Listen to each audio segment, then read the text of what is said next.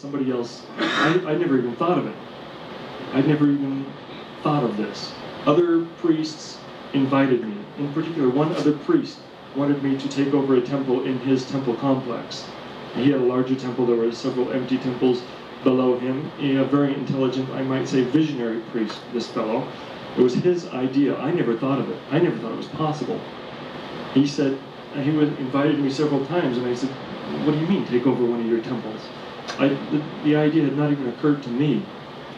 And he said, yeah, well, you spent the minimum time in the monastery. You can get your license if you apply, and you can do all that stuff, and we'll give you your own temple. Well, it took me a while to accept that, and then when I thought about it, I thought that would be a great idea. I like living in temples. I do not really define myself as a Buddhist or even a Zen Buddhist, but I like temple life. I like living in temples, particularly in mountain temples. Great atmosphere. I like that lifestyle. So when I decided that is what I wanted to do, I thought about it for a while. Then I mentioned that to people I had been involved with for for 20 years. They were mortified. They were mortified. That I found, that in a way, that kind of hurt my feelings. And but I can understand that they hadn't thought of that either. This is something nobody ever thought of. Nobody ever thought of doing this. And when I first mentioned it, it's a very interesting process, this, or series of incidents. Every one of them were mortified, and generally with the Japanese, you can't see what they're thinking, but when I brought this up, it was very obvious on their face. It's like, do you want to do what? And very actively against it in the beginning. So no, why don't I tell you what, we'll help you out, and maybe you go open up a temple in America or somewhere. But I said, no, I don't really want to, I'm not a missionary kind of guy. I don't want to spread Buddhism. I have no interest in that. I like this culture, and I want, if possible, my own temple here. What do you think? Well, everybody, I suppose a dozen people that I'd known for 20 years, they were all mortified. I found that, like I said, that kind of hurt my feelings. I felt a little bit betrayed. But then, when they all got used to this, things suddenly, when they could see the potential of, oh, if this guy does it, he's going to be famous. Well, everybody has a little bit of whatever, so it's like, then there began a sudden about face and an active recruiting phase that began. It's like, oh, come and join my temple complex. I'll give you one of my temples. I'll give you this temple.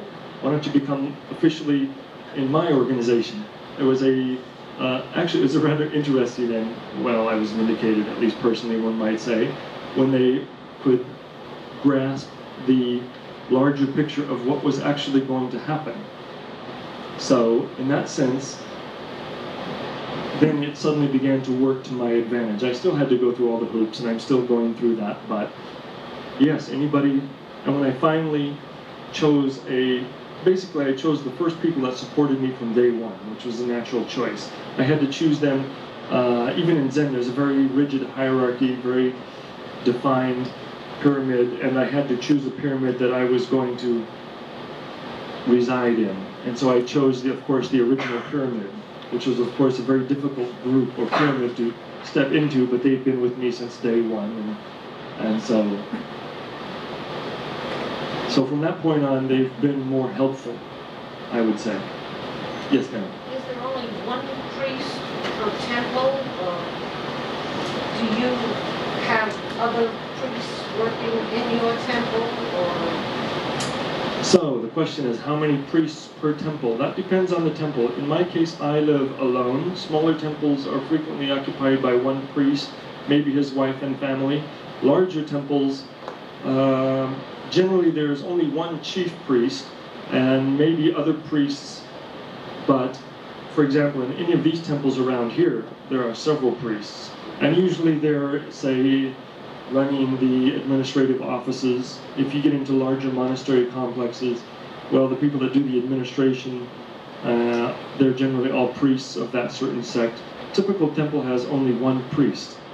and that is the chief priest. As they become larger, there are more duties required, and other people fill those roles.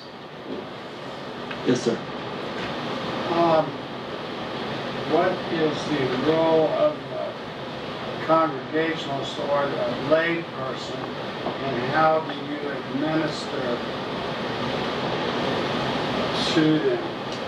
Okay, so the question is about congregations. How do we priests deal with a congregation? Actually, in any sect, almost any sect, I can only think of one, which is almost which is a very ground movement sect, ground level movement. Basically, we do not have Sunday services. We generally do not give speeches or sermons of any kind.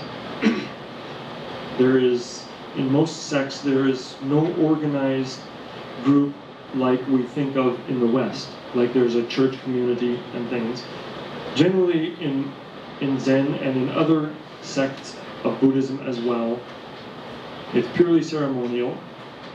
During certain times of the year, there are certain ceremonies that go on, and if people are interested, they come and participate in the ceremony, usually as observers. Usually no speech, no sermon, no speaking during these. Maybe they will have a guest speaker, maybe a professor or a Buddhist scholar come in and talk about something, but nothing resembling a sermon, nothing resembling anybody quoting from scripture, nothing resembling anybody telling you how you should live, how you should be a good person, how you should believe in our church and further our cause and expand our membership. I've never seen that. As a purely ceremonial basis, the bottom line works down to funerals. People join temples because in the future they want to have a Buddhist funeral, and usually their families have become members of a certain temple generations before. So they don't change temples. They don't think, okay, well, I like this priest over here, so I'm going to move my religious activities over to this guy. No. Usually they inherit their family cemetery plots in a certain temple, and that is the way where they continue. And it's only for memorial services and basically ceremonies. It's not for religious consultation. There's very little of that. And they don't even, in many cases, people don't even know hardly anything about the priest at the temple they are a member of. They generally don't change membership. It's just a function, a service that is provided when people die. Very simple. Yes, ma'am, in the back. This is kind of redundant, but I'm still trying to get my mind around it. In the U.S., we study sitting zazen and so on for our personal interests. Yes. Everything you've described sounds like a Japanese would only study if they were planning to become a priest and take over a temple. Did I miss something? No, you've got it. Japanese, yes. In the West, like I said, for religion we are more internally motivated. If we want to learn about Zen in the West, we practice Zen. We read the usual books and maybe some unusual books, and we maybe go to a Zen center and practice Zazen, entirely voluntary basis. Here, usually the priests, most monks, in most sects, not just Zen, don't want to be there. And if they had a way of getting around it, they would. They are not there voluntarily. I would say straight across the board for all Buddhist monasteries in Japan, perhaps only 5% are there of their own volition. 95% are serving time to get their degree or their license or their minimum requirements so they can fulfill their duty that is obliged, that society has obliged them to do. They're merely filling out their role. Yes, sir. Since most of your activities are around death, could you briefly outline the ceremonies, the funerals? Yes.